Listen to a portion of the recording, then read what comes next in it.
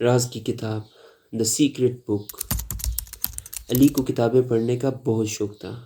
ایک دن جب وہ اپنے دادا کے پرانے کتب خانے میں گیا تو ایک پراسرار سی کتاب نظر آئی۔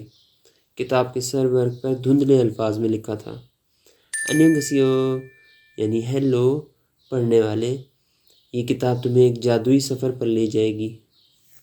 علی حیران ہوا، یہ کون سی زبان ہے؟ اس نے سوچا اور کتاب کھولی۔ اچانک روشنی کا ایک جھماکہ ہوا اور علی کسی اور دنیا میں پہنچ گیا۔ یہ ایک عجیب و غریب جنگل تھا جہاں درختوں کے پتے نیلے تھے اور پرندے انسانوں کی طرح بات کر رہے تھے۔ علی نے دیکھا کہ ایک چھوٹا سا خرگوش اس کی طرف آ رہا ہے۔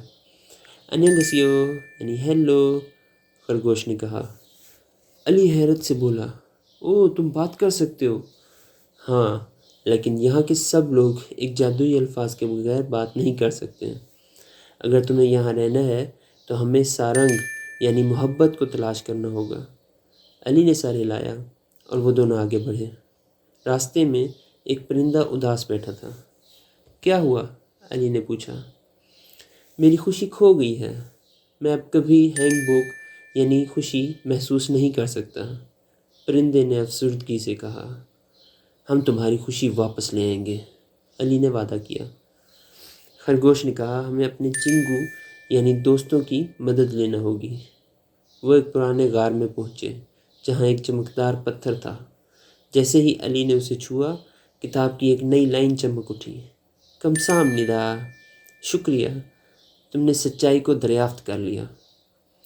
علی کی آنکھیں چمک اٹھیں اور اچانک وہ دوبارہ اپنے دادا کے کتب خانے میں آ گیا۔ یہ کیا تھا؟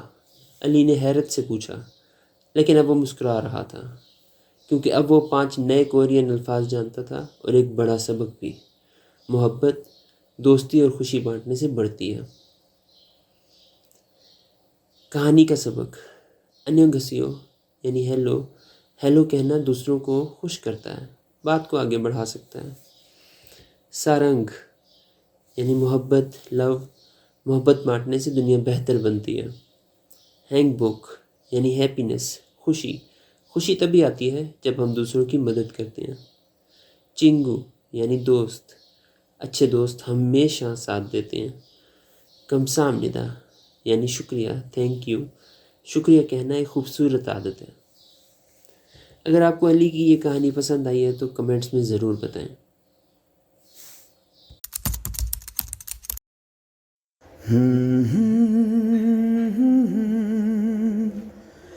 Hmm.